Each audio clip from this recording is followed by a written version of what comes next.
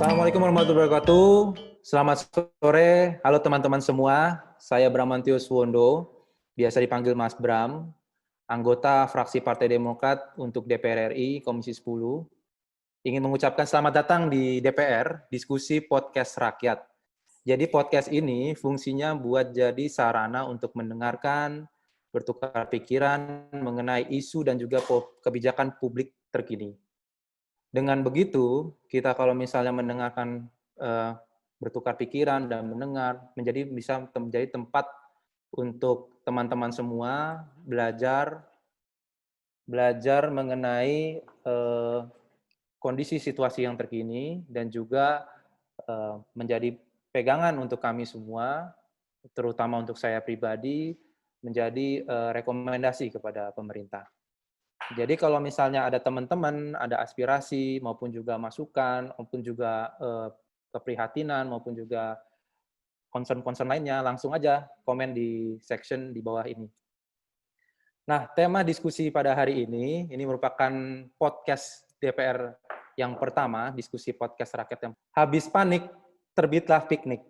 Pembahasan ini terkait dengan rencana pemerintah untuk pemulihan sektor pariwisata, karena seperti yang kita tahu, selama pemberlakuan PSBB, sektor pariwisata mulai dari perhotelan, restoran, tour and travel, sampai beberapa destinasi wisata yang besar seperti Candi Borobudur, juga sempat ditutup dan berhenti operasional secara total.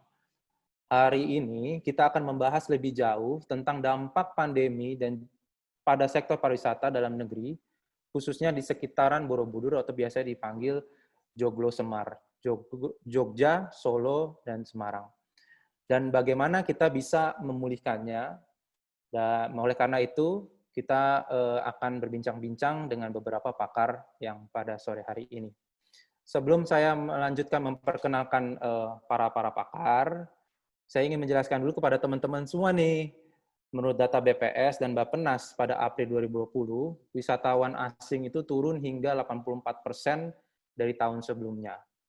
Tingkat okupansi kamar di penginapan hanya 12,67%. Dan sebanyak 76,8% penyedia akomodasi dan kuliner mengalami penurunan pendapatan, bahkan kehilangan pemasukan. Dan pastinya banyak sekali sektor-sektor yang bergantung pada dunia pariwisata, yaitu mungkin ada tour and travel, maupun juga bisnis-bisnis yang transportasi, yang maupun itu jalan darat, laut, maupun udara. Jadi dengan begitu dampaknya sangat parah. Nah, dengan begini situasinya, secara ekonomi kita memang tertekan sekali, tetapi di sisi lain penyebaran COVID-19 pun masih tinggi. Ini membuat menjadi suatu dilematis yang begitu besar untuk kita semua. Nah, bagaimana nih kita caranya membuka dunia pariwisata untuk menyelamatkan ekonomi Indonesia secara keseluruhan tanpa harus membahayakan kesehatan masyarakat Indonesia secara luas. Oleh karena itu, di sini di podcast pertama kita, saya sudah mengundang dua orang narasumber pakar dari industri pariwisata untuk membahas topik ini. Yang pertama ada Pak Bobi Ardianto Setio. Halo Pak Bobi, selamat sore. Selamat sore Mas Bram. Selamat sore Pak Bobi, sehat Pak Bobi ya? Alhamdulillah sehat Mas, tetap semangat dalam situasi apapun. Alhamdulillah, dengan positifnya yang tinggi itu pasti kita bisa melewati hal yang sulit seperti ini. Jadi Pak Bobi ini kawan-kawan semua merupakan Ketua Gabungan Industri Pariwisata Indonesia atau biasa dipanggilnya GIPI. Selanjutnya saya ingin memperkenalkan narasumber kita kedua, yaitu Ibu Ike Janita Dewi. Selamat sore Ibu Ike. Selamat sore Mas Bram dan Bapak Ibu sekalian. Sehat ya Bu Ike ya? Sehat. Alhamdulillah. Jadi teman-teman semua, Ibu Ike ini adalah pakar pariwisata sekaligus dosen di Universitas Sanata Dharma. Nah, betul ya Ibu ya? Sanata Dharma ya Bu ya? Ya. Betul ya. Dari tahun berapa tuh Bu, kalau boleh tahu? Di Sanata Dharma sejak 2004. 2004 ya. Wah, berarti udah sekitar 16 tahunan ya Bu ya, sampai 2020. Betul. Iya. Luar biasa, terus semangat pokoknya. Semangat. Gimana Bapak-Ibu sekalian, kesibukan sekarang kondisinya mungkin pasti banyak ada adjustment maupun juga harus yang banyak dikerjakan selama masa pandemi ini, apalagi pemerintah juga sudah mulai membuka dunia pariwisata dan menata ulang dunia pariwisata. Kalau boleh tahu mungkin dicerita-ceritain dulu nih pengalaman Pak Bobi juga dan juga Ibu Ike, kondisinya sekarang lagi sibuk-sibuk apa nih gitu. Mungkin Ya, mulai dari Pak Bobi. baik Mas Bram. Jadi kita sedang persiapan terakhir ini sebelum kita melakukan pembukaan semuanya di destinasi dan semua aktivitas pariwisata di Jogja. Karena kemarin beberapa hari yang lalu, satu angin segar, Gubernur DIY Sri Sultan Hamengkubuwono ke-10 sudah menyampaikan bahwa silahkan membuka untuk destinasi, hotel, restoran, dan semua unsur pariwisata tetap dengan memperhatikan protokol kesehatan dan SOP. Ini penting buat kami karena sisi government sudah mendorong dan membuka kesempatan ini. Kemudian juga maklumat dari Kapolri juga sudah dicabut. Ini merupakan satu angin yang segar buat pariwisata di Jogja. Seperti yang saya sampaikan, Mas Bram, bahwa industri pariwisata ini kan industri yang paling terdampak dan multiplier efeknya luar biasa sekali. Sehingga satu industri ini terkena, industri-industri turunannya di bawah ini yang terkena imbasnya. Domino Dan efek sebagian, ya Pak? Domino efek. Dan sebagian besar adalah UMKM. Ini yang benar-benar terasa di kita. Dan bulan ini adalah bulan di mana sebagian besar kekuatan industri ada di bulan ini gitu ya. Kita tidak tahu kalau di bulan depan seperti apa gitu ya. Tapi ini adalah bulan di mana ekonomi harus digerakkan nih. Sehingga kami di Jogja setuju dengan apa yang disampaikan Gubernur juga bahwa kita tidak mau ada satu dikotomi antara kesehatan dengan ekonomi gitu ya. Mana yang duluan. Tapi bagaimana kesehatan dan ekonomi bisa seiring berjalan. Sehingga semuanya bisa terselamatkan. Ini yang menjadi poin kita bersama dan teman-teman industri masih dengan semangat yang luar biasa meskipun kondisinya kita di dalam begitu terpuruk gitu ya dalam situasi pandemi ini, tapi semangatnya dan satu di Jogja ini semangat gotong royongnya dan nyawijinya luar biasa sehingga kesulitan apapun kita bisa hadapi bersama dan mudah-mudahan sih menjadi satu akselerasi nanti ke depan. Ini yang terjadi. Seperti itu Mas Ram. Oke Pak, terima kasih. Tadi sudah ada penjelasan sedikit. Mungkin Bu Ike bisa sharing sedikit dulu pengalaman dalam artian sekarang lagi sibuk apa Bu kondisinya? Ya, terima kasih. Ya, terima kasih Mas Bram. Ya. Jadi ini senang sekali kami disapa oleh Mas Bram di Kepariwisataan Joglo Semar, bahwa salah satu dari destinasi prioritas nasional yang diharapkan bisa menghasilkan devisa ya sebelum pandemi ini kita sangat optimis. Hanya memang setelah kasus pertama diumumkan, kemudian penutupan daya tarik wisata, kemudian pariwisata yang pertama kali terdampak ya karena dengan pembatasan sosial berskala besar ini ya maka semua orang work from home, perjalanan jadi terdampak. Tapi kita harus bersyukur juga Mas Bram. Jadi kita ternyata di dunia kepariwisataan ini tidak cuma pasif menunggu. Jadi dalam beberapa bulan ini ada 3 hal penting yang dilakukan. Yang pertama adalah di banyak destinasi itu kita melakukan yang namanya bersih-bersih desa, bersih-bersih tempat wisata. Atau kalau bahasa Jawanya reresik. Ya, dan ini tidak saja terjadi di satu tempat, tapi di banyak tempat, di Jogja, di Jawa Tengah, saya yakin itu semuanya sepakat melakukan ini. Yang kedua adalah untuk meningkatkan kapasitas sumber daya manusia. Ya, jadi memang beberapa program untuk meningkatkan kapasitas sumber daya manusia dengan online training itu ternyata sangat diminati. Ya, walaupun memang kita belum jelas kapan dibuka, tapi yakin bahwa setelah dibuka kita harus siap. Dan yang ketiga ini yang menyibukkan sekali nih Mas Bram ya dan Bapak Ibu sekalian, di bulan-bulan terakhir ini kami betul-betul menyiapkan protokol CHS, cleanliness, health, dan safety. Nah, ini yang membutuhkan diskusi cukup panjang lebar karena kita yakin bahwa pembukaan daya tarik wisata itu bisa juga menjadi klaster baru. Jadi kita sangat serius ya tentang hal ini. Ya, jadi meeting-meeting offline, online ya, kemudian kita menyiapkan protokol-protokolnya itu saya sampai karena saya mengikuti sendiri ya untuk pengembangan protokol CHS ini ya. Jadi kebersihan, kesehatan atau K3 ya dalam bahasa Indonesia, itu betul-betul kita siapkan untuk daya tarik wisata, untuk akomodasi, dan kemudian untuk sektor-sektor yang lain. Supaya perjalanan wisata, jadi harus menyadari bahwa perjalanan wisata itu tidak hanya di daya tarik wisatanya, tapi juga transportasinya, kemudian hotelnya, toko souvenir, restoran, dan sebagainya harus kita siapkan. Untuk pada saat nanti kita sudah diizinkan oleh gugus tugas, kita siap untuk langsung buka ibaratnya ya. Jadi tidak ada keraguan lah dalam hal ini. Jadi kesibukannya sekarang Ibu lagi dan juga rekan-rekan praktisi pariwisata lagi bersiap-siap lah ya. Bila mana nantinya waktu tempatnya dan juga sudah dikeluarkan kebijakan untuk membuka kembali, sudah bisa jalan, otomatis jalan. Nah ini Bapak Ibu sekalian, banyak menjadi pertanyaan, mungkin banyak teman-teman juga di luar sana, Bapak Ibu semua, yang belum mengetahui betul seberapa besar sih dampak negatif dari pandemi COVID-19 ini ya terhadap industri pariwisata, khususnya di Joglo Semar. Kalau tadi saya jelasin sedikit, mungkin secara global, mungkin kita bisa bicara lebih ngedetail dikit mengenai kalau dampaknya di Joglo Semar itu seperti apa, terutama daerah Jogja, Solo, dan Semarang, lebih tepat daerah situ. Mungkin dari Pak Bobi bisa menjelaskan terlebih dahulu, Pak Bobi.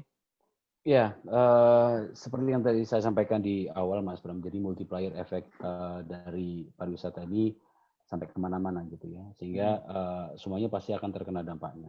Dari sisi hotel, kemudian restoran, biro perjalanan wisata, UMKM untuk handicraft, untuk oleh-oleh segala macam, transportasi, semuanya terdampak.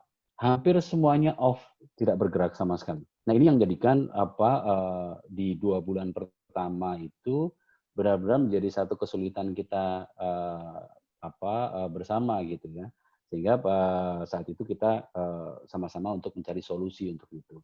Yang pertama pasti yang dilakukan oleh teman-teman adalah mengurangi dulu tentang fixed cost tadi gitu ya, karena beban kita tidak tahu bahwa kondisi COVID ini mau seberapa lama, sehingga beban pokok itu yang memang harus dikurangi dulu. Bagaimana mencari untuk meringankan beban itu. Jadi fixed cost ini sama-sama kita cari untuk bagaimana meringankan itu.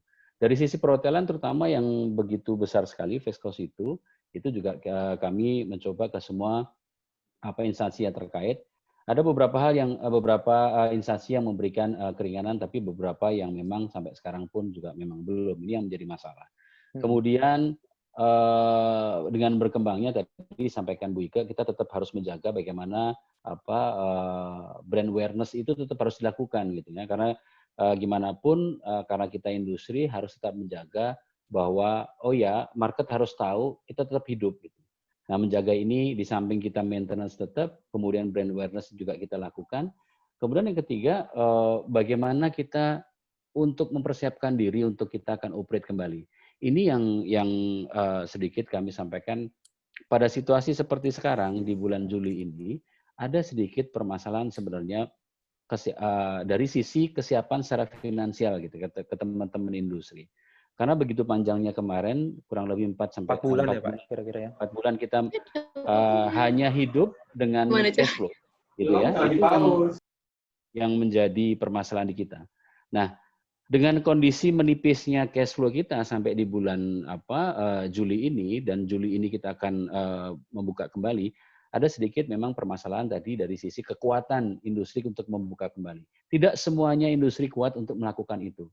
Sehingga sebenarnya kami mohon bantuan dari sisi government untuk bagaimana memberikan satu stimulan itu gitu, untuk bisa menjadi supporting untuk teman-teman industri bisa membuka kembali usahanya.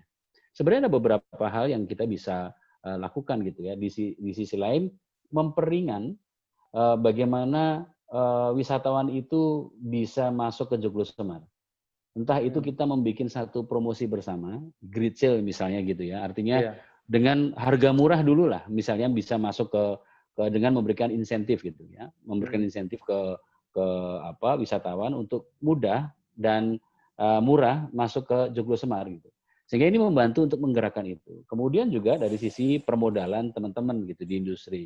Bagaimana ada satu solusi untuk itu sehingga teman-teman yang saat sekarang terkendala dengan kondisi pendanaan untuk mengoperasionalkan kembali usahanya, ini ada satu solusi gitu. Entah itu misalnya supporting untuk pinjaman lunak atau apa untuk supporting ke mereka, saya pikir itu teman-teman sangat membutuhkan untuk itu. Karena kembali lagi 4 bulan ini sangat-sangat berpengaruh Membebankan. karena ada beberapa hal begini Mas Bram yang perlu teman-teman sadari gitu ya, bahwa dilematis sekali antara pengusaha dengan karyawannya. Karena sampai terakhir pun Disnaker tidak memiliki satu aturan yang jelas untuk mendeklar bahwa ini force majeure dan boleh PHK tanpa tuntutan. Misalnya begitu ya. Itu kan belum ada. Sehingga semuanya hanya lebih bagaimana perusahaan bernegosiasi dengan karyawannya begitu. Sehingga saya pikir aturan ini yang tidak ada kepastian, sehingga saya berikan satu contoh aja di perusahaan saya sendiri. Sampai hari ini, dari mulai pertama COVID sampai hari ini, perusahaan saya nggak tutup. Tapi saya melakukan unpaid leave 50%. Karena berat sekali. Saya 50%, bayangkan aja, saya ada corporate itu ada 4 perusahaan. Yang itu kalau kita dengan unpaid leave 50%, kurang lebih saya per bulan bisa keluar 100 sampai 120 juta per bulan. Nah, pada saat oke lah, saya masih ada cash flow, tapi sampai bulan ini adalah terakhir yang saya bisa lakukan. Untuk bulan depan, kalau ini tidak segera bergerak ekonomi ini, oke, kami give up pasti. Itu yang terjadi. Sehingga ini kita butuh stimulan-stimulan yang bisa meringankan kami untuk segera menggerakkan ini, tapi di sisi lain tadi dari sisi kesehatan kita tetap juga harus disiplin di situ. Karena satu kuncinya juga pada saat industri memang mau menggerakkan ini semua, masyarakat mesti harus menjadi supporting yang baik. Artinya apa? Masyarakat harus benar-benar well knowledge mengenai kondisi SOP ini. Sehingga mereka menjadi supporting kita. Bukan menjadi kontraproduktif pada saat industri mau menggerakkan kembali, masyarakatnya tidak siap, dan akhirnya seperti yang disampaikan Bu Ike tadi, bisa menjadi klaster baru nanti. Iya. Nah kalau itu terjadi, itu malah petaka lagi buat kami. Sehingga ini yang sebenarnya antara masyarakat, industri, dan pemerintah mesti jalan bareng. Dan sosialisasi ini mesti continue. Makanya saya sampaikan sebenarnya kita punya satu resource yang bisa menyentuh sampai ke masyarakat itu dengan baik. Kita punya Pok Darwis itu. Pok Darwis ini kita bisa berdayakan untuk masuk ke masyarakat, baik itu di kota ataupun di desa. Sehingga benar-benar masyarakat well knowledge mengenai SOP ini, mengenai protokoler kesehatan ini, sehingga benar-benar bisa menjadi supporting kita semua dan pemerintah di Joglo Semar gitu ya. Semuanya akan aman, semuanya, sehingga ada satu trust lagi ke wisatawan. Kalau semuanya nyaman, aman, saya pikir akan timbul trust untuk wisatawan untuk bisa datang ke Joglo Semar. Itu harapan kami. Ya, saya setuju banget sama Pak Bobi tadi, bahwa emang kondisinya ekonomi sangat berat sekali ya tekanannya ya. Berat sekali. Dan tidak hanya kepada pengusaha juga, tetapi juga ketidakpastian kepada karyawan ini juga sangat berat gitu ya. Sangat berat. Dan juga setuju bahwa ini harus bersama-sama ngebawanya ini, ngebenahinnya. Istilahnya kita harus sama-sama menjaga kesehatan, dengan begitu kita juga menjaga istilahnya confidence ya Pak ya. Kan kalau namanya kita berlibur ini kan harus confidence ya, bahwa kita yakin bahwa ada keselamatan, kesehatan di tempat destinasi wisata. Kalau dari Ibu Ike sendiri, pengalaman Bu Ike sendiri mengenai dampak dari pariwisata ini gimana Bu? Ya, kalau saya melihat data-data juga secara makro maupun kita melihat contoh-contoh ya, misalnya untuk destinasi Joglo Semar, kita ambil saja Jogja. Ya, saya bisa sajikan slide-nya supaya angka-angkanya bisa terlihat. Boleh. Share ya di sini mulai dari slide kedua, bahwa kita melihat secara nasional seperti dikemukakan oleh Mas Bram, bahwa pariwisata ini sudah digadang-gadang sebagai penyumbang devisa calon, penyumbang devisa nomor 1 di Indonesia. Ya, jadi sebelum pandemi ini sebetulnya optimisme kita pada kepariwisataan Indonesia itu sangat tinggi. Karena apa? Karena potensinya luar biasa besar. Ya, jadi kelihatan angka-angkanya juga untuk serapan tenaga kerja, bahwa satu orang wisatawan itu bisa mendatangkan satu wisatawan yang datang itu berdampak kepada 1 tenaga kerja langsung dan 10 tenaga kerja tidak langsung. Jadi angka-angka ini saya kira penting sekali untuk menunjukkan keberpihakan kita kepada industri yang multiplier effect-nya ini sangat besar.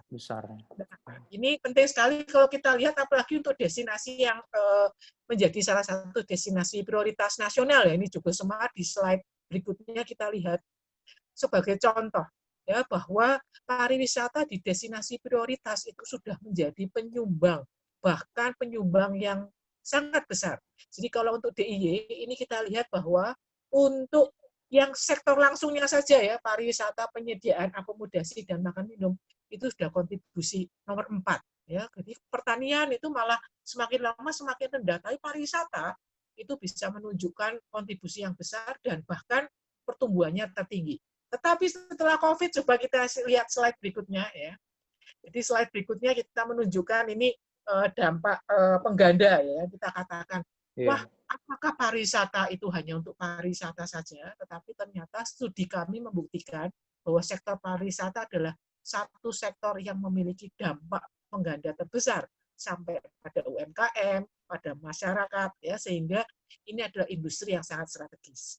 Nah, untuk Jogja sendiri kita lihat ya di slide berikutnya, itu pertumbuhan ekonominya sebetulnya sampai tahun 2019 itu lebih tinggi daripada rata-rata nasional. Jadi 6,15. Sementara nasional hanya 5, sekian. Nah, setelah COVID ini kuartal pertama langsung menurun dengan drastis. Ya, kita lihat sampai kuartal pertama ini minus 0,17. Kuartal kedua juga masih minus. Nah, kita harapkan ini kuartal ketiga sudah naik ini. Harus positif. Kenapa? Karena nanti industri sudah nggak kuat lagi. Industri sudah strategi bertahannya ini sudah habis. Masyarakat juga tabungannya sudah habis. Ya, ini mulai terkapar ya Bu ya. Iya, ini depan rumah saya ini. Depan rumah saya itu adalah UMKM yang menjual bakpia. Oke, pasti banyak banget tuh wisatawan yang suka tuh. 2 bulan yang lalu saya tanya, bakpia tidak diproduksi karena nggak ada pengunjung. Kemarin saya tanya, mesinnya sudah dijual. Ya, karena udah nggak ada duit lagi. Nah, jadi memang kelihatannya kuartal ketiga ini memang kita harus menunjukkan keseriusan bahwa kita harus bangkit. Nah, apa yang dibutuhkan ini kami titipkan ya kepada DPR dan juga kepada pemerintah bahwa yang kita butuhkan adalah intervensi kebijakan di 2 sisi, di demand side dan di supply side.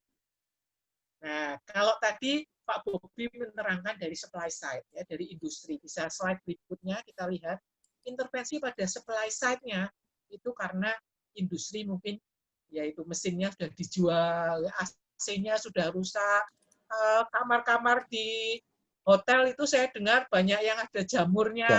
Ya, iya benar ya. Itu perlu modal kerja untuk bisa membangkitkan kembali. Kemudian yang lainnya, ini juga konsistensi kebijakan sangat penting, karena kita tahu kebijakan transportasi itu sering kurang kondusif pada perjalanan wisata. Ya, jadi tidak berarti bahwa kita menginginkan semuanya itu kemudian bisa bergerak dengan bebas, tetapi ada konsistensi kebijakan. Ya, kita tahu bahwa yang namanya DKI Jakarta sebagai contoh, itu keluar masuk harus ada SIKM. Iya, betul. Membingungkan, ya, cukup membingungkan. Bagaimana kita bisa menstimulir perjalanan wisatawan kalau untuk keluar masuk suatu daerah itu kebijakannya kadang tidak jelas. Kemudian yang kami titipkan juga, ini adalah berkaitan dengan nantinya kebutuhan modal kerja itu mungkin perlu diusahakan. Ya, untuk mulai lagi ini supply side membutuhkan insentif untuk modal kerja operasional. Ya, karena kita bicara buka-buka, ternyata beberapa juga nggak buka. Kenapa? Karena uangnya sudah habis. Nah, ini kita butuhkan insentif kebijakan demikian. Nah, untuk demand side-nya, demand side ini Kementerian Pariwisata penting sekali berperan untuk menggalakkan dan bisa menanamkan confidence untuk wisatawan. Ya, karena sebetulnya kami di industri pariwisata dan juga di destinasi sudah sangat serius untuk menerapkan yang namanya protokol CHS. Tapi wisatawan ini kan masih ragu, ya, masih takut, jangan-jangan ini, jangan-jangan itu, ya. Sehingga memang Kementerian Pariwisata harus berperan untuk bisa melakukan kebijakan-kebijakan terobosan. Salah satunya adalah apakah bisa kita minta ada program untuk verifikasi dan sekaligus satu sertifikasi lah dalam tanda petik. Singapura punya namanya SG Clean. SG Clean itu dibuat oleh pemerintah Singapura untuk memberikan jaminan kepada wisatawan bahwa tempat tersebut, properti tersebut sudah melaksanakan protokol JHS. Dan ternyata industri pariwisata juga membutuhkan itu. Di Borobudur juga beberapa teman saya mau ke Borobudur tanya, wah Borobudur sudah aman atau belum? Ke sana tidak ada jaminan pemerintah bahwa Borobudur sudah aman. Nah ini perlu ya, building confidence itu penting. Nah yang kedua, ini kampanye berwisata perlu juga untuk branding destinasi. Karena ya misalnya seperti Jogja, kita tuh buat video ya, jadi masyarakat itu secara swadaya buat video. Cuma ya maaf ya, videonya itu ya kualitasnya jelek Mas Bram. Kurang bisa seorang lah. Ya ini kalau bisa, itu Kementerian Pariwisata mengorganisir untuk destinasi prioritas ya. Joglo Semar ini ya destinasi unggulannya itu dibuatkan semacam video yang bisa membuat orang itu kepengen lah melakukan perjalanan ini. Iya. Ya, jadi harus ada terobosan-terobosan ke arah itu. Nah, yang terakhir ini untuk demand side, ini kami mengusulkan harus ada insentif untuk MICE. Ya, insentif MICE-nya dalam bentuk nanti apakah meeting, ya, apakah insentif tour, ya, apakah bentuknya nanti conference, ya, exhibition, terutama untuk yang meeting, ya, meeting itu bisa pemerintah, ya, kementerian dalam hal ini, kemudian DPR juga ya legislatif, kemudian BUMN, korporat itu bisa didorong untuk melakukan perjalanan bisnis, perjalanan konvensi yang bisa menggerakkan perekonomian di daerah. Karena kalau tidak ada insentif dorongan seperti ini, itu suatu yang sudah mandek selama 4 bulan, itu sulitlah untuk diharapkan tiba-tiba bangkit dalam waktu yang singkat. Oke. Makasih Ike. Tadi masukan banyak banget itu dari demand side dan supply side. Saya pun juga percaya betul bahwa kuncinya dari kesuksesan untuk pariwisata itu kan para turis itu kan harus yakin dulu ya Bu ya, tempatnya clean, juga aman, traveling ke sananya, jalan ke sananya. Dan mungkin tadi masukan dari Ibu Ike juga termasuk bagaimana membuat sebuah sertifikat terobosan baru yang bisa memastikan tidak hanya kepada wisatawan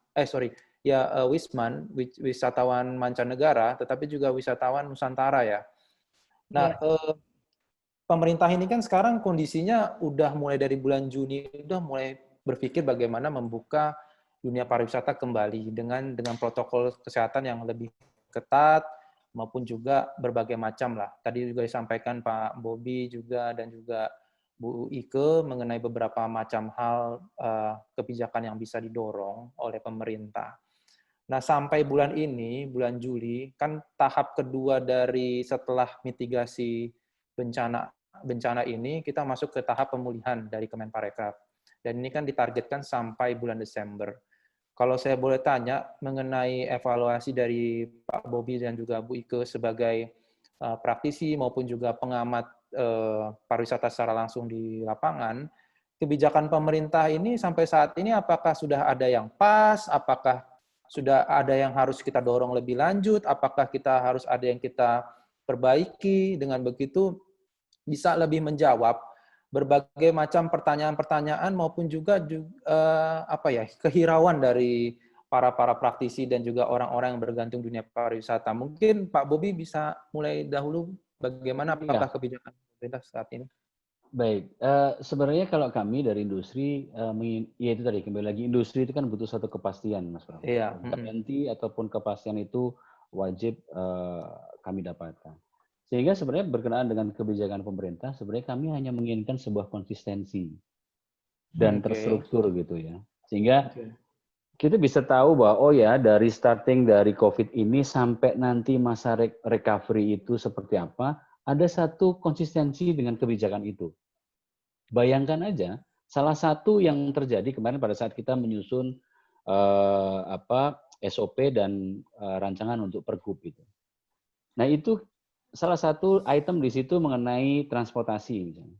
Pada saat itu yang menjadi standar adalah 50% dari kapasitas. Kemenhub sampaikan itu. Iya, betul, betul.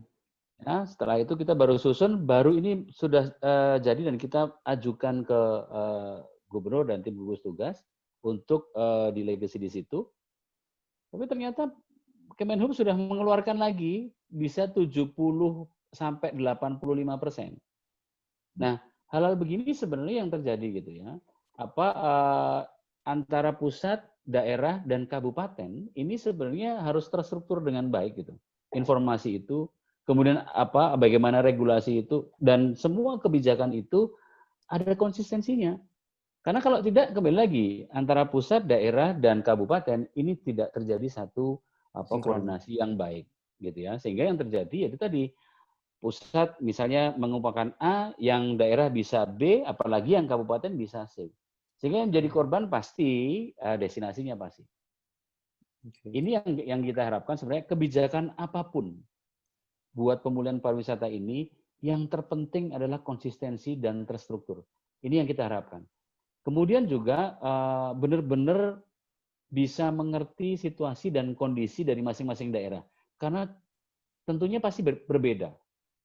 Bagaimana kita menerapkan akselerasi ini untuk di destinasi prioritas tadi, dengan yang lain, pasti tentunya ada beberapa hal yang berbeda. Nah, ini yang seharusnya memang kembali lagi disesuaikan dengan situasi dan kondisi dari masing-masing daerah, sehingga semuanya bisa pas gitu ya. Ini yang kita harapkan. Saya pikir kalau industri sih berharap itu, Mas Bram, sehingga ada satu regulasi ataupun kebijakan yang benar-benar bisa buat pegangan, konsisten. Gitu. Yeah. Sehingga tidak kita menjadi imbas gitu ya. Begitu kita sudah jalan ke sini, ikuti apa yang pemerintah mau, tiba-tiba di tengah berubah gitu. Bergeser lagi begini, bergeser lagi begini. Yang ini pun belum terevaluasi dengan baik. Misalnya kan begitu. Nah, ini hal-hal begini yang kita harapkan untuk sama-sama kita dorong untuk pemerintah. Karena begini, satu hal yang kebetulan saya handle di cruise ship, Mas. Jadi saya tamu-tamu kapal pesiar yang masuk. Yang kebetulan untuk Oktober itu masih on sampai sekarang. Itu yang mereka tanyakan pertama adalah bagaimana protokoler kesehatan negaramu. Jadi tidak dari sisi kami industri, tapi negara yang dia tanyakan. Karena negara itu yang akan menjadi patokannya mereka. Kebijakan negaramu tentang COVID ini apa, sehingga mereka akan sesuaikan regulasi persiapan untuk itu, tapi pegangannya adalah kebijakan negara, bukan dari industri. Ini yang harus sama. Industri itu hubungannya nanti dengan SOP. Tapi kalau protokol kesehatan, kembali lagi negara yang wajib mengeluarkan itu. Dan itu menjadi selling point sebenarnya buat Indonesia. Pada saat pemerintah itu bisa menyampaikan ke publik internasional, kesiapan kita seperti apa, regulasi kita seperti apa, secara konsisten dan clear, itu menjadi selling point. Sehingga mereka akan trust kembali lagi untuk masuk ke Indonesia. Ini yang kita harapkan. Karena kembali lagi satu hal, campaign negatif pun di negara tetangga kita tentang kita sudah banyak terjadi.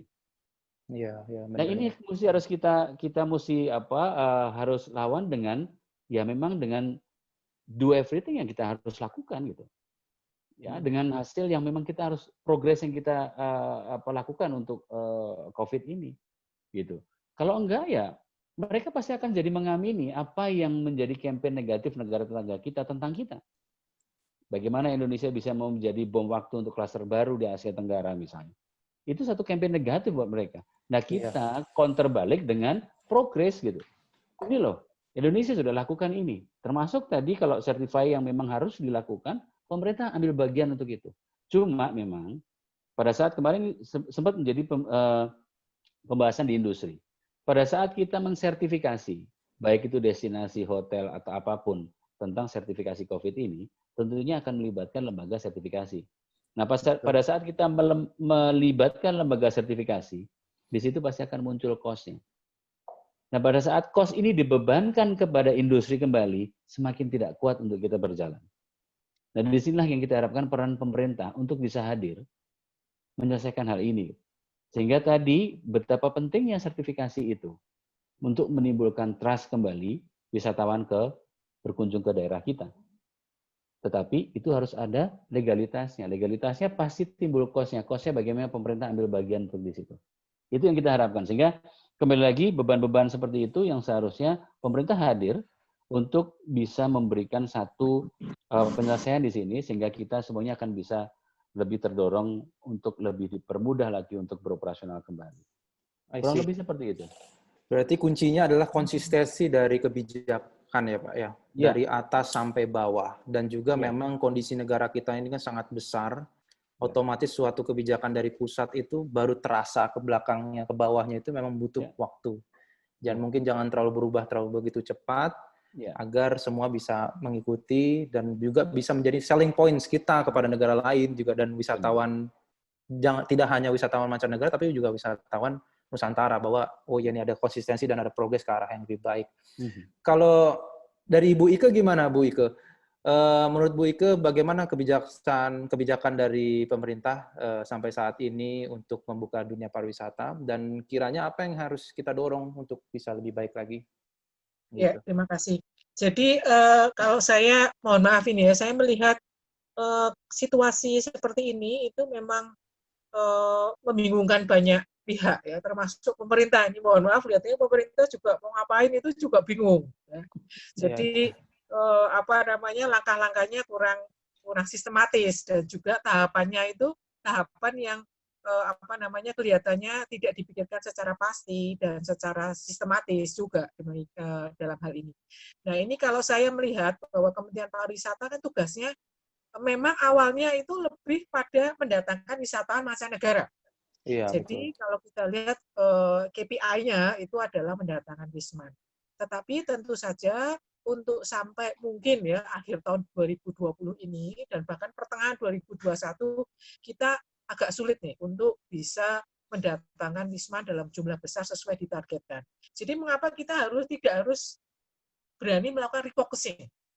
Ya, refocusing ini dalam arti bahwa nanti juga peran dari legislatif sangat penting untuk melihat bahwa Kementerian Pariwisata kelihatannya budgetnya sampai tahun 2020 ini adalah menggerakkan yang namanya wisatawan lokal dan wisatawan Nusantara.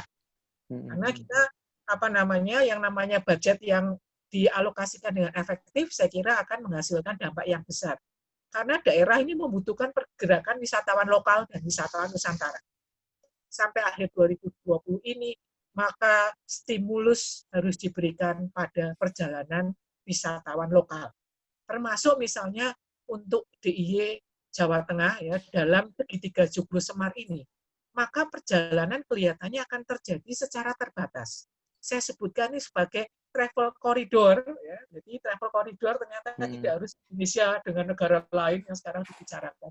Tapi travel corridor antar provinsi ini juga perlu dibicarakan. Misalnya, kalau destinasi Borobudur ini diharapkan dikunjungi oleh banyak wisatawan, pasti yang datang itu adalah ya dari sekitar-sekitarnya dulu. Kita tidak bisa mengharapkan dari luar pulau atau bahkan dari Jawa Timur ya, karena kita tahu bahwa Jawa Timur masih angka penularan COVID-nya masih tinggi. Iya, jadi refocusing anggaran ini sangat penting supaya ya KPI-nya juga harus bergeser sesuai dengan kebutuhan di pandemi ini. Nah, tahun 2021 ini pergerakan bisnis itu memang harus digiatkan, karena saya kira di dalam Indonesia sendiri ini kita bisa mengharapkan ya untuk kebangkitan pemulihan pasar wisnus ya, di next slide tolong. Nah, ini pemulihan tahap kedua ini lebih di pasar wisnus, dan pasar wismanya itu mungkin baru proporsi yang kali ya. Iya, tapi ya nggak apa-apa. Yang penting kan perekonomian kita tinggi terlebih dahulu, ya. Dalam arti bahwa wisatawan ini bisa mulai bergerak walaupun hanya di dalam Indonesia. Ya, jadi refocusing untuk anggaran Kemenpar ini sangat penting. Nah, baru di tahun 2022 kita mengatakan akselerasi itu akan terjadi untuk pasar wisatawan mancanegara dan apalagi pasar wisatawan Nusantara. Akselerasinya itu terjadi 2022. Ya, walaupun kita tidak berarti bahwa tahun 2020-2021 kita tidak melakukan apapun untuk pasar wisatawan mancanegara. Ya. Tetapi ada beberapa KPI yang harus diperbaiki, yang direvisi supaya anggaran ini juga bisa diarahkan secara tepat sasaran. Jangan sampai mengharapkan ibaratnya sesuatu yang sulit untuk didapatkan, tapi mengabaikan kemampuan atau potensi dari wisatawan Nusantara itu sendiri. Nah, ini yang kami titipkan ya, kalau tidak salah hari ini sudah dibicarakan idenya tadi, ini Mas Bram, oleh Gubernur Jawa Tengah. Jadi Pak Ganjar ini sudah menyampaikan kelihatannya ini modelnya sebetulnya kalau bahasa kami itu travel corridor. Kalau bisa bahwa daerah-daerah tertentu itu diidentifikasi yang keadaan status pandeminya ini sudah tidak membahayakan, maka bisa melakukan perjalanan dengan tanpa syarat yang berlebih-lebihan lah. Menurut saya harus ini, harus itu. Orang juga takut dulu selain masalah biaya. Maka bisa dibuatkan travel corridor untuk wilayah-wilayah di Indonesia yang bisa melakukan perjalanan dengan restriksi minimal. Nah, ini harus diidentifikasi sehingga database-nya yang dibuat oleh gugus tugas COVID nasional ini sudah mulai digunakan atau diolah untuk menghasilkan suatu terobosan kebijakan di mana tidak berarti bahwa semua merah lalu semuanya diam di rumah, kan tidak. Tetapi ada daerah-daerah yang sudah bisa dibangkitkan. Nah, ini kami titipkan juga ini untuk kebijakan-kebijakan yang sifatnya terobosan kepada legislatif, terutama nanti yang hubungannya dengan Kementerian Pariwisata. Oke, berarti tadi yang disampaikan Bu Ike adalah kita fokus bagaimana membuka itu secara perlahan-lahan, tetapi dengan hati-hati ya kan. Termasuk yang tadi Ibu sampaikan adalah berkenaan dengan travel corridor. Cuman saya agak ada sedikit ini nih Bu, penasaran sama Pak Bobi juga misalnya. Kalau misalnya di suatu tempat wisata itu diterapkan yang namanya restriksi, misal dibatasin orangnya cuma 200, 300 untuk menjamin yang namanya distancing itu, physical distancing. Kira-kira itu memungkinkan nggak sih Pak Bobi dan juga Bu Ike untuk menjalankan kebijakan itu, dan apakah itu menguntungkan dari pihak orang-orang yang bekerja di bidang pariwisata? Apakah juga menguntungkan bagi untuk bidang kesehatan kita? Kalau menurut Pak Bobi dan Bu Ike bagaimana kalau misalnya ada kebijakan seperti itu? Oke. Saya dulu apa Pak Bobi dulu? Pak Bobi mungkin, Pak Bobi dulu ya. Apa Bu Ike dulu, silakan Bu. Bu Ike dulu, monggo silakan. Oh ya, baik. Ya. Jadi pada prinsipnya kita itu mengenal yang namanya visitor management. Jadi kita tidak perlu khawatir dengan berbagai macam intervensi yang kita pikirkan. Karena sebetulnya sudah ada satu bidang yang namanya kita mengelola kunjungan. Jadi kita bicara visitor management. Ya, bahkan justru ini bisa menjadi suatu exercise yang penting. Karena misalnya untuk Candi Borobudur, Candi Prambanan, itu kita harus sudah mengelola yang namanya pola kunjungan itu. Jadi tidak kemudian semuanya datang secara massal, mau gitu ya. lihat relief saja terdesak-desak yang lain, mau menikmati saja itu sulit. Karena sebetulnya kita sudah secara strategis, kami sudah diskusi intensif dengan PT TBC yang mengelola di situ ya Mas Dan, bahwa untuk model cultural heritage sebesar Borobudur, seperti Prambanan, maupun destinasi yang lain, itu pola kunjungannya sudah harus diatur. Ya, jadi kapasitasnya, carrying capacity-nya, kemudian di sana pengalaman berwisatanya itu dibuat sedemikian rupa, sehingga sebetulnya ini suatu praktek yang untuk physical distancing, ya, untuk mengatur jumlah, untuk carrying capacity dihitung, itu bagi kita ada hikmahnya. Jadi saya mengatakan tidak semua dari pandemi COVID-19 ini akibatnya jelek untuk pariwisata. Karena ada satu sisi di mana kita harus belajar. Sudah menjadi budaya yang lama, tapi kita kalau nggak dipaksa itu nggak menerapkan. Jadi menjadi eksersis yang baik. Nah, kalau pengalaman berwisatanya itu maksimal, maka nggak ada lagi kritik bahwa tiket masuknya di Borobudur itu terlalu mahal. Selama ini kan dikritik terus ini, wah kok mahal. Mengapa mahal? Karena pengalaman berwisatanya tidak pernah dipikirkan untuk ditingkatkan. Itu dari segi physical distancing, ya, dari manajemen pengaturan perjalanan. Dari protokol kesehatan, nah ini juga ada bagi kita hikmahnya. Karena selama ini untuk indeks daya saing kepariwisataan Indonesia, menurut WIF, World Economic Forum, kita punya namanya indeks daya saing pariwisata. Indonesia itu paling jelek dalam hal sanitasi dan kesehatan. Sayang ya. Iya, Padahal jadi sangat-sangat indah ya, banyak tempatnya ini pariwisata yang bagus ya. ternyata potensinya bagus, tapi kita ignorance ya, istilahnya abai pada hal seperti ini. Sehingga kalau saya introspeksi bahwa pandemi COVID-19 ini tidak semuanya jelek lah bagi kita. Justru kita mungkin ya ada silver lining ya, istilahnya ada sesuatu yang bisa kita pelajari dalam hal ini. Jadi kalau kita lihat sekarang industri pariwisata, mohon maaf, industri pariwisata bahkan pengelola destinasi justru mempelajari suatu hal yang baru. Mau nggak mau nantinya menjadi praktek kita tidak cuma di COVID ini selesai, tapi seterusnya ini masalah pengalaman berwisata, bersiar dan sebagainya itu menjadi satu hal yang harus kita pikirkan.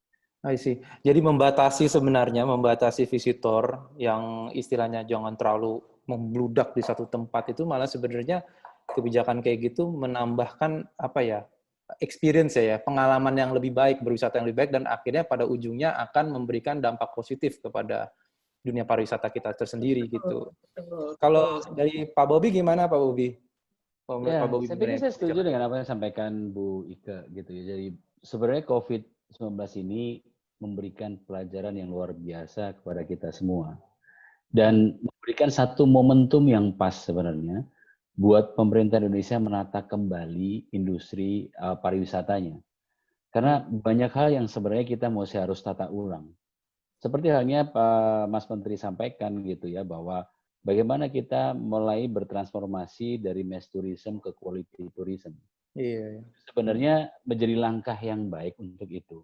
Karena kembali lagi pada saat sebenarnya kita itu apa yang kita nggak miliki, semuanya kita miliki.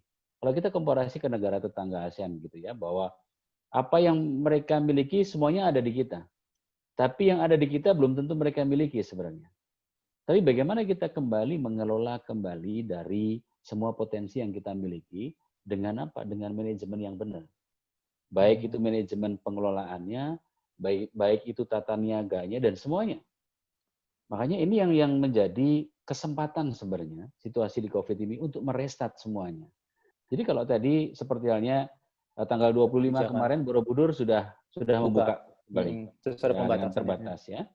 Bayangkan aja kalau kita karena itu baru masuk ke level 1 140 pax per jam. Iya. Itu kita bisa bayangkan berarti 140 pax dengan situasi yang longgar begitu sangat nyaman sekali. Kemudian mereka akan tutup itu jam 11.30, mereka akan stop dan akan buka kembali jam 1 sampai jam 4 sore. Dalam satu hari 1.500 wisatawan. Dan pada saat membuka kembali pertama kali kemarin, itu kurang lebih di hari itu hampir 700 wisatawan yang sudah masuk. Dari kapasitas 1.500. 500 maksimum. Sehingga hampir 50% tercapai itu di situ. Nah, ini sebenarnya tadi yang saya sempat tanyakan datanya dari mana wisatawan yang datang. Itu rata-rata dari sekitarnya Jawa Tengah dan Jawa Timur perbatasan Jawa Tengah. Artinya wisatawan Nusantara ya, lokal. Ya, artinya lagi tadi yang disampaikan Bu Ike, wisatawan terdekat lah yang pertama pasti akan datang di situ. Dan itu dari data sudah tersampaikan kemarin seperti itu. Cuma memang hal begini yang harus dilakukan oleh semua destinasi knowledge ini. Karena kan selama ini kenyamanan wisatawan pun itu seperti terabaikan sebenarnya. Karena mereka tidak punya manajemen visitor tadi, tidak berdisiplin dalam carrying capacity. Nah, makanya kalau sekarang pemerintah melakukan itu dengan pembatasan, saya pikir ini menjadi pembelajaran bersama kita untuk masuk di quality tourism gitu. Karena sebenarnya produk kita itu patut dihargai lebih. Tapi value-nya harus sesuai. Makanya tadi Bu Ike sempat sampaikan, kenapa di Borobudur orang dengan membayar $25 Wisman, mereka teriak. Karena value-nya yang sebenarnya tidak di-develop dengan baik. Karena culture experience-nya mereka nggak dapat di situ. Padahal sebenarnya kalau kita bicara keraton, bicara heritage site di kita, kalau kita bisa memberikan value itu culture experience di situ, orang akan bisa menghargai. Dan itu menjadi kekuatan buat pariwisata kita. Nah, makanya sebenarnya ini menjadi kesempatan buat kita menata ulang kembali, gitu ya. Baik konten-konten dari destinasi itu value-nya biar bisa memberikan satu experience yang benar gitu ya. Tidak hanya sekedar experience instan, tapi benar-benar memiliki satu knowledge yang memberikan satu culture experience di situ. Makanya satu hal kemarin di Jogja ada proyek perubahan di Dinas Pariwisata itu untuk kembali mengupas kembali untuk sumber filosofi misalnya. Nah, dari Panggung Kerapiak sampai Keraton sampai Tugu Palputih, ini cerita yang sebenarnya bisa menjadi paket luar biasa. Kalau itu dikupas benar, dibikin paket yang benar dan ditata yang benar paket itu, 3 hari bisa nahan wisatawan di situ.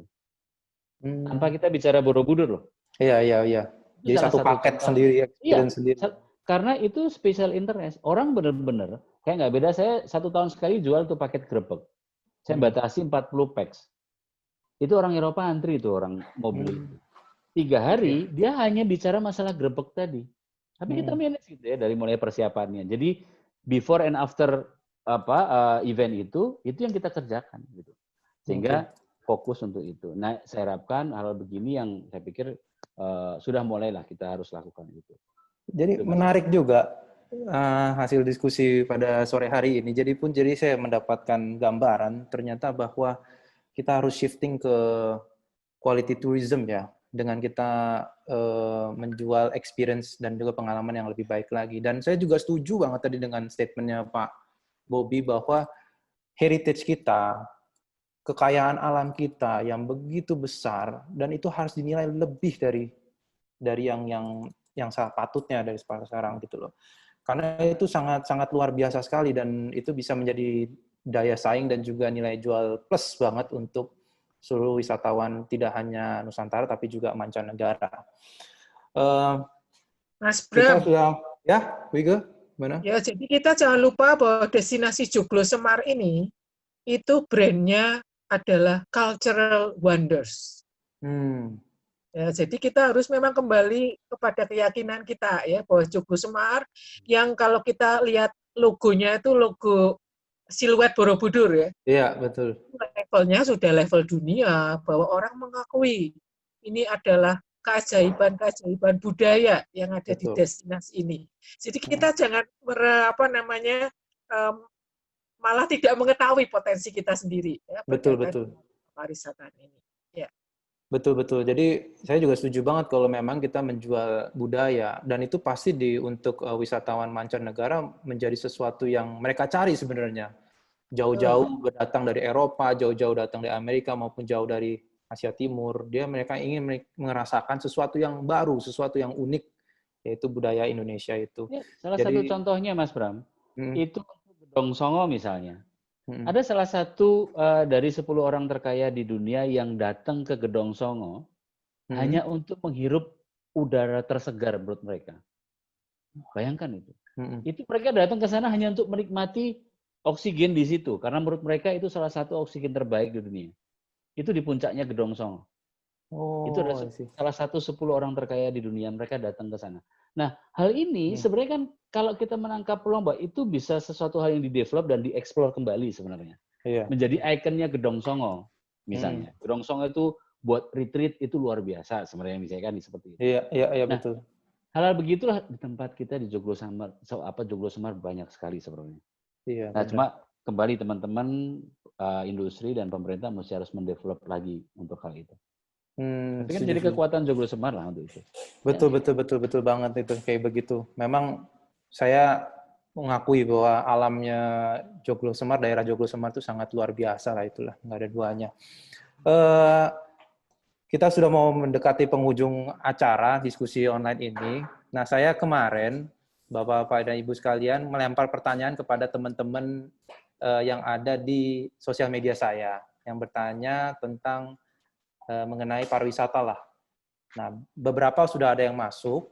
Nah, ini saya ingin membacakan beberapa pertanyaan dan mungkin bisa dibantu dijawab oleh Pak Bobby dan juga Bu Ike.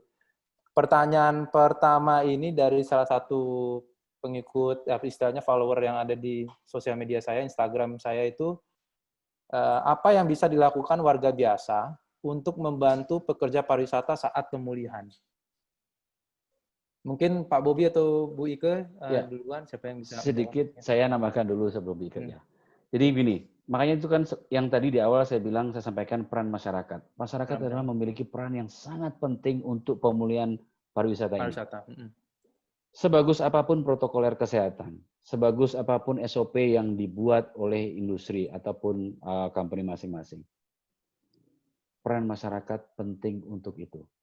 Karena kita bisa bayangkan, semuanya sudah tertata baik, tapi masyarakatnya tidak well knowledge tentang itu. Saya pikir itu akan menjadi bumerang buat kita sendiri. Kita bisa bayangkan, kalau masyarakat itu bisa menjadi bagian agen pemerintah untuk melakukan perubahan ini, luar biasa. Salah satu contoh kita lihat di Borobudur misalnya, yang kredit seperti itu. Kalau masyarakat sekitarnya dan pedagangnya misalnya sudah well knowledge tentang itu, dia bisa mengingatkan wisatawan yang tidak standar melakukan protokoler kesehatan. Tidak harus petugas di situ. Tapi masyarakat yang well knowledge bisa berperan aktif di situ untuk menjadi supporting di situ.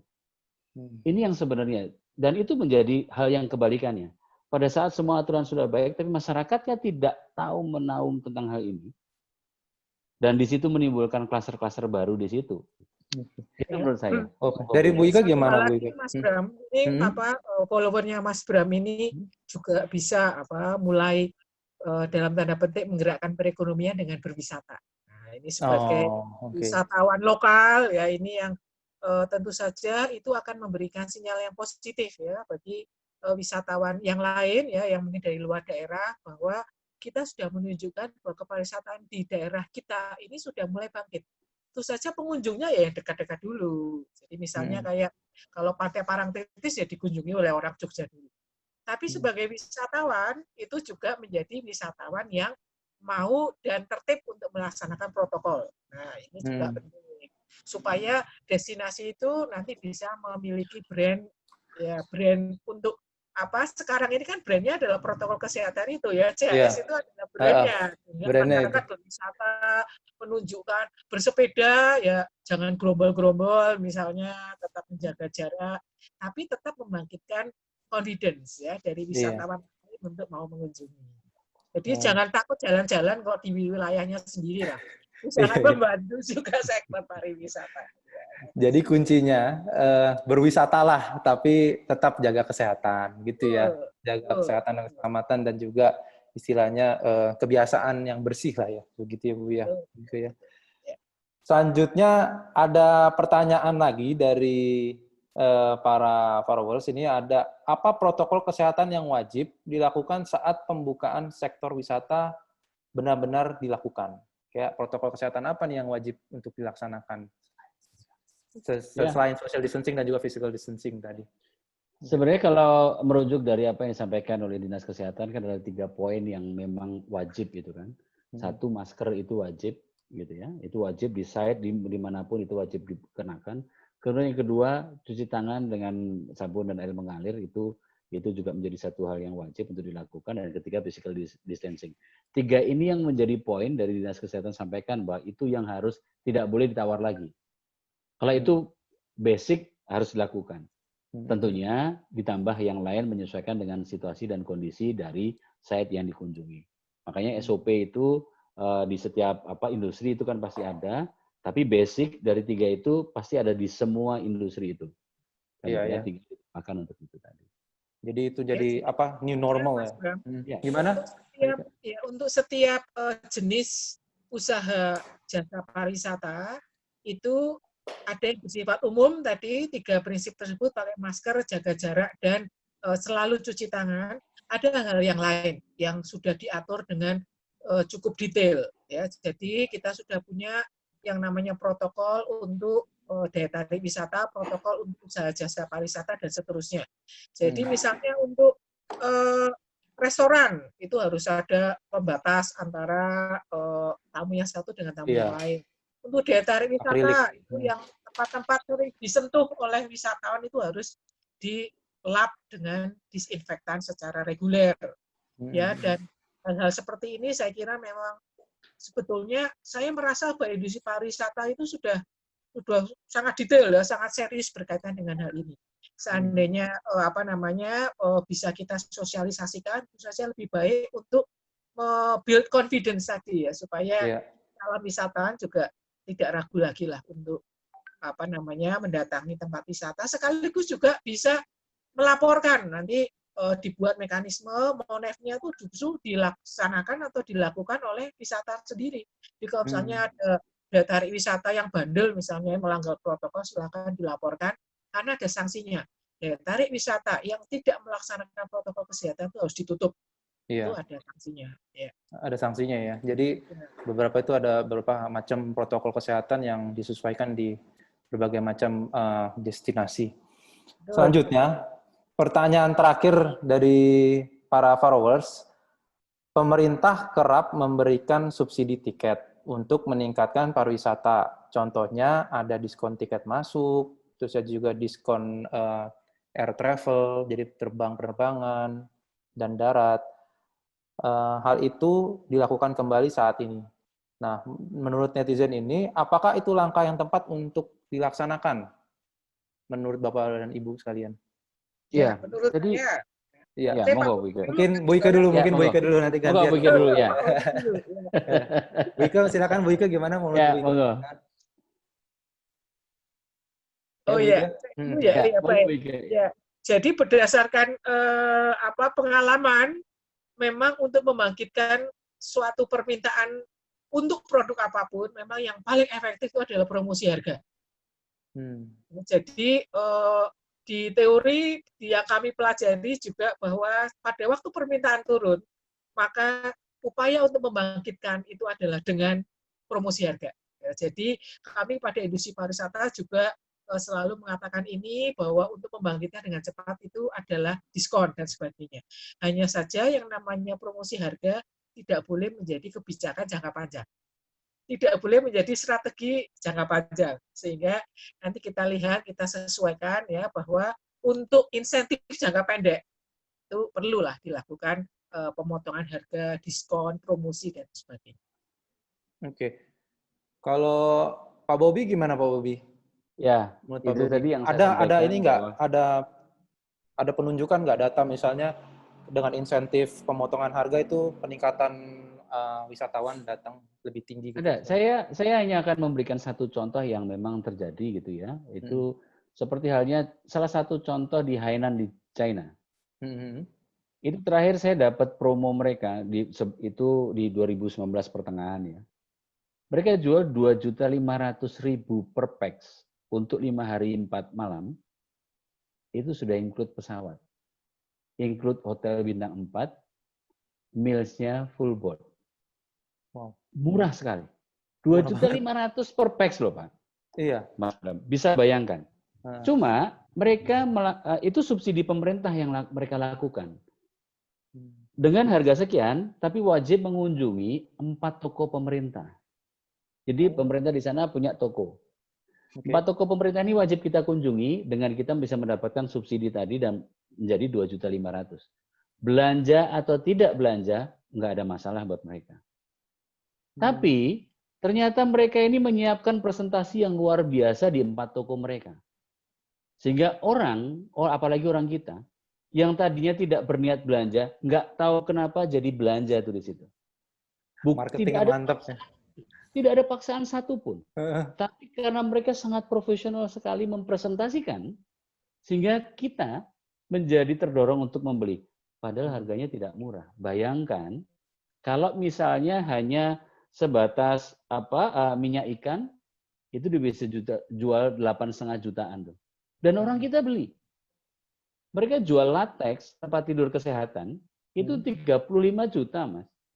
Yang itu bisa di-packing menjadi 1 koper, bonusnya koper. Orang kita beli. Itu yang saya benar-benar heran gitu ya. Tapi akses ke sananya luar biasa, dipermudah. Dan itu ada satu kontrak antara pemerintah dengan industri pariwisatanya di sana. Sehingga memberikan insentif di situ. Itu kan sama sebenarnya dengan wisatawan Cina yang datang ke kita. Mereka dapat insentif juga dari pemerintah. Makanya itu tadi kalau insentif ke penerbangan, ini yang sebenarnya menjadi permasalahan di kita selama ini. Kenapa? penerbangan di kita selalu tidak pernah murah. Makanya sempat dulu terjadi kan orang Medan mau ke Jakarta mendingan ke Malaysia dulu baru Singapura dulu, ya benar ya. itu tadi terjadi. Heeh. Gitu ya. Padahal kalau kembali lagi bahwa itu menjadi program pemerintah, seharusnya bisa lakukan insentif itu karena pesawat itu akses. Iya benar. Orang tanpa akses yang mudah dan murah, ya pasti tidak akan sebanyak pada saat diberikan kemudahan akses dan akses yang murah. Kan itu. Jadi meskipun nanti di dalamnya agak spending money-nya agak tinggi, nggak apa-apa. Tapi yang penting datang dulu. Kan itu, yang penting datang dulu, menikmati semuanya. Dan itu yang terjadi beda kita. Kayak contohnya kita kembali ke Joglo Semar tadi. Kalau kebetulan saya banyak handle wisatawan Eropa. Di Jogja, mereka paling lama itu hanya 3 hari 2 malam. Kalau saya combine Joglo Semar, itu 4 hari 3 malam. Tapi di Bali, dia paling minim itu seminggu. Biasanya bisa 10 hari sampai 2 minggu. Kenapa? Wah, lama ya. Kita bisa komparasi. Destinasi di Bali itu murah, Pak. Destinasinya murah. Meskipun living cost-nya tinggi. Tapi orang happy untuk mengeluarkan itu semua. Sehingga mereka menjadi panjang tinggalnya di sana. Tapi kembali di kita, kalau kita bicara candi tadi, kalau kita menggunakan 3 tempel aja sudah $75. Iya. Kan itu kan? Belum lagi destinasi-destinasi lain yang sifatnya private juga cukup mahal. Sehingga makanya mereka dengan destinasi yang mahal, juga mereka tidak akan lama tinggal di sini.